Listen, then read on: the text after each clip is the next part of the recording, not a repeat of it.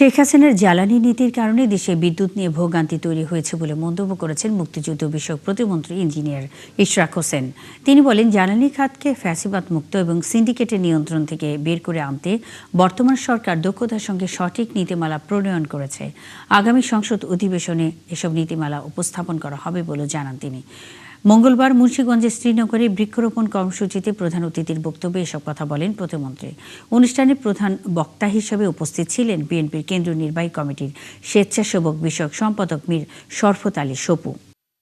আজকে মাননীয় প্রধানমন্ত্রী জনাব তারেক রহমান গুণগত দক্ষতার সাথে এই জ্বালানি পরিস্থিতিকে মোকাবিলা করার জন্য সঠিক নীতিমালা প্রণয়ন করেছেন।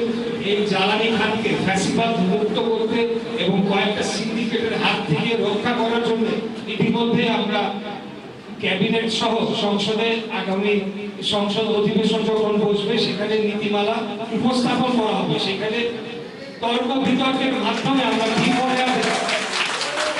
দীর্ঘমেয়াদে একটা জ্বালানি নীতিমালা প্রণয়ন করব, যেটি হবে রাষ্ট্রের কল্যাণে, যেটি হবে জনগণের জন্য। সেখানে